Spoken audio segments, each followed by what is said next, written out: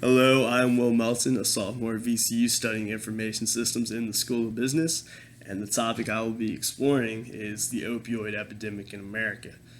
The opioid epidemic is the cause of thousands of deaths each and every year in this country.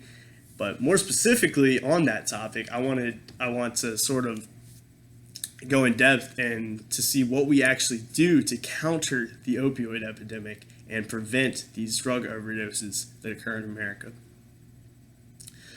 These overdoses kill thousands and thousands of people every year, so much so that they kill more people each and every year than guns and car accidents. And they lead the category of accidental death casualties each and every year in America. That really sort of elaborates on how big of an issue the opioid epidemic is and why it's a relevant and current extraordinary issue in America. The reason we need to explore it is because, well, one, for the deaths, but for me personally, I'd like to explore it because I don't want to wake up one day knowing that one of my family members has fallen victim to opioid addiction and will end up either in prison, losing their job, losing their family, or dying. That's the number one. That's one of the worst things about it. I mean, it'll totally ruin your life and then potentially kill you. But the thing is, it's happened to so many people, and the increasing numbers each and every year are only getting worse. So we really just need to put a stop to it. The way we put a stop to it is by looking at what we do already. So my in-depth explanation of this topic, the real topic of this topic is going to be what we already do to counter it. What we do in America is we incarcerate individuals with mandatory minimum sentences, and the question is, does that work? A lot of people say it will, a lot of people say it doesn't work, but the thing that we need to understand is that that is our current policy, and the epidemic is increasing each and every year. So, not saying it doesn't work, not saying it does work, but we have to come up with a bigger solution if it's only increasing each and every year. My inquiry proposal will be, does incarceration discourage the opioid epidemic? So does incarceration genuinely have an effect on the amount of drug overdoses that occur due to opioids?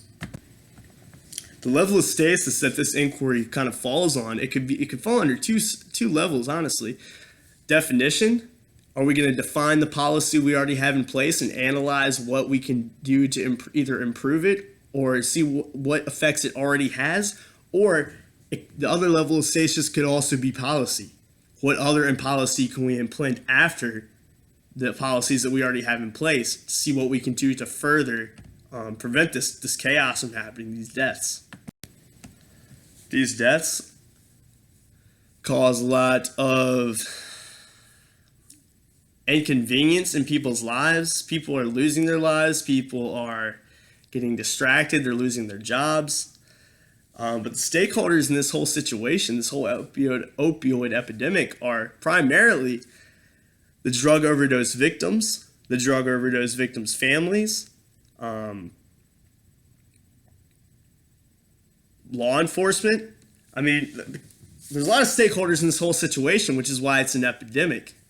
People in America are losing their lives, and what the drug users are losing is their lives. The drug users' families are losing their family member. The drug users are losing their jobs simply because the drug addiction becomes their number one priority. They're losing money, they're losing their time, and there's just a lot of things that are just at loss, and there's nothing to really gain from the opioid addiction.